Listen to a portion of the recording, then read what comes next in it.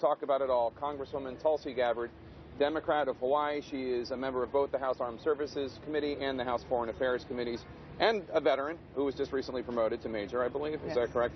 Thanks so much for being with us, Congresswoman. So you just met with the congressional delegation, meeting with French officials. You also laid flowers, I believe, at one of the memorials. What did you learn from the French officials in terms of the state of the investigation? Oh, first of all, it was heart-wrenching to be here at places like Republique, see the faces and the candles and the wreaths that have been laid down for those who were victims of this attack. We laid flowers from Hawaii. Amaili lay down at the restaurant where the student from California was shot and killed just 1 week ago. We met with French foreign ministry officials and others today to talk about what they're doing, where they're at, what are some of the areas where they can see that we can work better together on as two countries.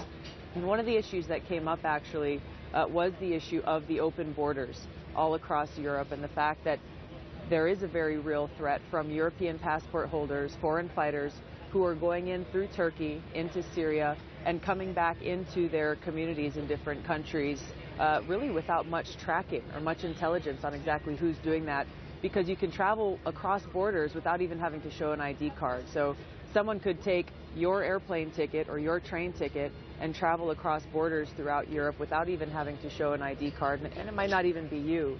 So this is an issue that I raised with them that is of great concern within the U.S., that if a jihadist who's a European passport holder wants to come to the United States and launch an attack, there's a visa waiver program. There's a visa waiver program that would allow them to do that within hours, to get on a plane within hours without having to apply for a visa at all. And you've proposed suspending the visa waiver program. I've proposed, actually over a year ago, on September 11th of last year, I proposed a bill that would temporarily suspend the visa waiver program for these specific countries that have high numbers of foreign fighters, that we know they've got thousands of people who are traveling into Syria, fighting with ISIS, and then coming back in. I can't imagine the French authorities are happy about your proposal.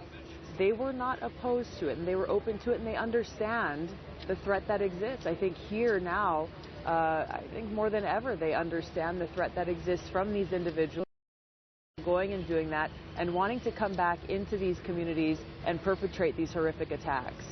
I have to ask you about the fact that you've been very forceful, saying that you think that the United States should stop trying to defeat Assad and just focus on defeating ISIS. A lot of people say Assad is a bloodthirsty tyrant who's killed hundreds of thousands of his own people. How on earth could you want him to stay in power? You know, the same things were said about Saddam Hussein in Iraq.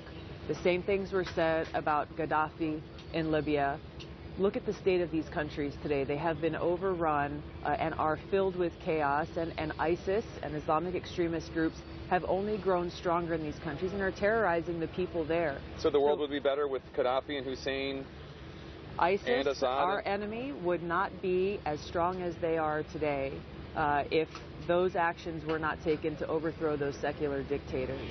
And this is the situation in Syria that I think we've got to be very clear on as a country. Is there are two wars that the United States is waging right now. One is to overthrow the Syrian government of Assad, and the other is fighting against to defeat ISIS. The first war, to overthrow the Syrian government of Assad, is illegal because Congress hasn't authorized a war against to conduct that action.